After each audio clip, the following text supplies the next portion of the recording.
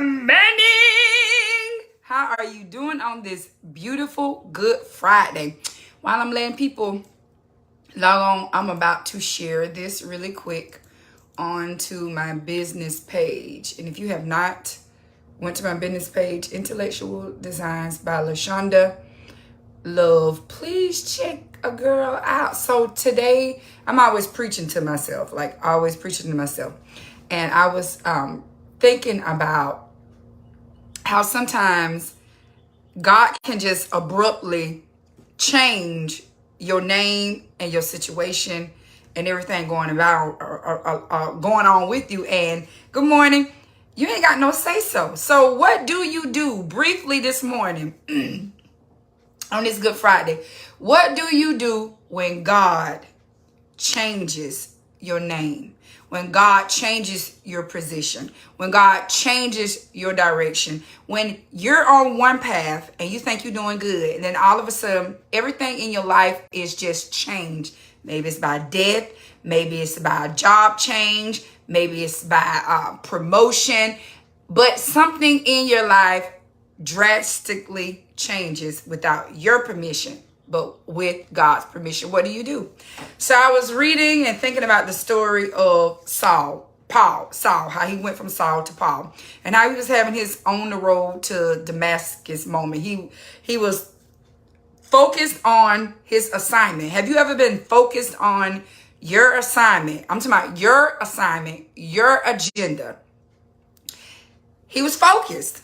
I don't know about you, but it takes a lot to be focused and be passionate about something. Not only was Saul focused, he was very passionate about what he was doing.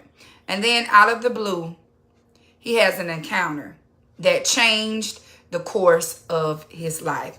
And I don't know who I'm speaking to on this morning, but sometimes things happen in our life that changes the course of our life. Things that's out of our control. What are we going to do? We're going to remain blind. Saul was blinded. When God changes your position, your name, your situation, he comes up in abrupt things. It's all for a reason and for his plan. Listen, okay, I've been married a couple times. And in each marriage, you have a plan and you have an agenda. And you're focused on what you're focused on. And never are you in your mind thinking that anything other than your plan is going to take place. But I'm here to tell you that everything that I've been through in these last 23 years of marriage has put me on the course to meet the person that I am with now. For the person who found me now to find me. Everything that I've been through, every heartache, every pain was preparing me for this situation. So what I'm telling you is when God abruptly changes things, we got to be like Paul. We got to be blinded and we have to be led by God. Because at the end of the tunnel, he's going to give you vision. He's going to give you focus. He's going to give you everything all new all over again. I would have never thought, never thought that I would experience love like this before. What's that song? I never knew that I will love like this before. Never, ever. But if I was fighting with the Lord when he was changing the course of my life, if I didn't just surrender and fall to the ground like Saul did, helplessly, then I would have altered God's plan in my life. So I'm just telling you this today to encourage you. When you begin to shift, go with the shift. It's Good Friday. Jesus died and he rose on the third day with all power in his hand. So if he had to die to himself on this road to Damascus that we're on, my friend, even though you don't understand God's plan, go with the flow. Go with it because it's some great stuff at the end. It's some better stuff at the end. Your ladder will be greater. And I'm here to tell you my ladder is greater. I don't take nothing for the journey. So blinded I was. Fighting I tried. Good morning, sis. But I'm here to tell you that when God get ready to change your name, change your direction, change your path, all you can do is just go with it. I was asking him last night. I was like, now, what do people do when their identity is changing? You woke up one way, but during the course of the day, God changed you to the CEO. How you go from flipping burgers to owning the company? You changed my name. You changed my position. You elevated me. You moved things around without my permission, and you didn't give me a blueprint of how to maneuver. That's why we have to have a personal relationship with the Lord, so that when things do change, you are able to be sensitive to the voice of God and flow with God. You got to flow with God. I was telling him, I was like, how you do that? And I wasn't just talking about me.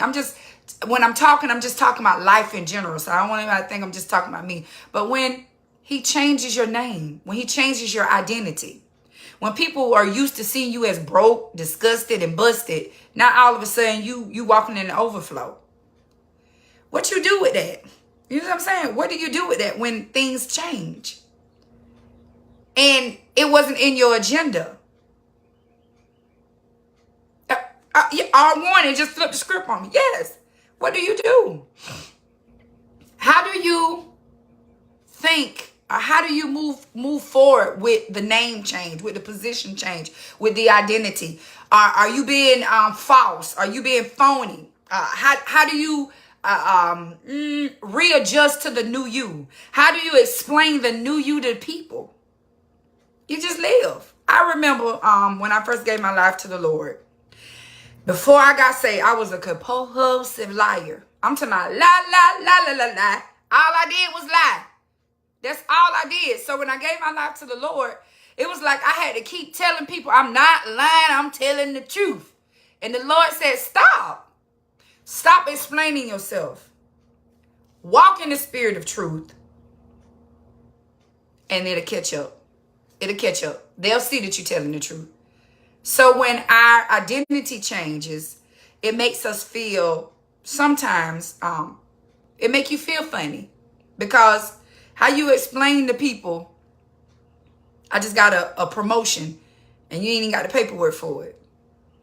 How you go from being, I'm going to say, a shift lead to the manager without training. Things happen, life's happen. So when God changes your position, when God changes your name, when God changes things in your life, we have to embrace it. We don't have to be embarrassed. We don't have to be afraid. We don't have to try to have a roadmap. I was asking them, like, okay, you change things around in people's life, like, and you don't be telling people, like, what? I mean, people just wake up and stuff is different. We have to learn to go with the flow, whatever the flow is. God will never put more on us than we can bear. He never does things to hurt us. Even when Joseph's brothers throwed him in the pit, all of that was to help fulfill the dream that God had given him years and years ago. So you never know what course and what journey God is going to take you to fulfill those prophecies, to fulfill those dreams. Things have to happen to get you in a place so that you can receive what has been spoken over you, what's in you. What's in you. The fire, when they throw Joseph in that pit, should have killed him. He should have been broke up. But even in the pit, God was there. And God didn't let the pit destroy him. His name changed. His identity changed. He went from being God's favorite, his father's favorite, being loved on, getting gifts. Just, you know how it is when you know somebody favor you compared to others. And it gives you a sense of, He went from to nothing. He went from being loved and doted on from his father to absolutely nothing. And everywhere he went, he still shined, because his position changed, even though it seemed like it was a lower estate, it did not mean that God's promise for him changed. It didn't mean his promise changed. He was still the dreamer, and the dream would still come to pass. God just had to rearrange some the chess pieces so it can work out the way that he intended it for it to work out. So when God changes us, when God flips us, when God just abruptly changes the broadcast, it is for our good.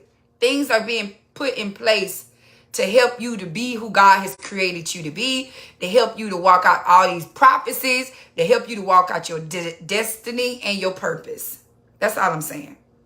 So be encouraged on this Good Friday. If you're in the middle of being flipped, flip my car, flip my house, flip my ride, do not be dismayed. Do know that all things are working together for your good. And at the end of this, you're going to see the glory. You're going to see the glory at the end of this. Don't be discouraged. You got this. You got this. We got to be like Paul. We just got to be led, blinded until God sends somebody. And that's what I want to tell you too. God put people in your life to help direct you when you're lost. Ain't that like a good old mentor? Nothing like a good old mentor. Okay? God will place somebody in your life to help lead you and guide you during your wilderness blindness moments. So don't be afraid to, when things shift and it's not looking just right to you, for you to reach out to somebody that you know done shifted and going where you feel like God is sending you. Reach out to those people. Reach out to them. Reach out to them. Y'all be blessed on this Good Friday. Don't forget to go to my business page, Intellectual Designs by LaShonda Love. Again, I downloaded this app called Unipro, and it deleted over 1,000 plus of my friends. So if you see me sending you a friend request, I have not been trying to be Miss Petty Betty, and I went and deleted you, and now I'm trying to add you back. The app just deleted everybody. And I was like, oh my God, what has happened? Okay. Then I deleted my other page. It was a combined page with me and my ex-husband, Dr. LaShonda Love, and it had over 6,000 followers. God told me to delete it. Stop, just throw it away. So I throw it away. I'm starting new. So if you see a friend request, friend request, it's because the app deleted all my people. But I want y'all to be encouraged on today. It's Good Friday, and all good things are coming our way. Amen. Y'all be blessed.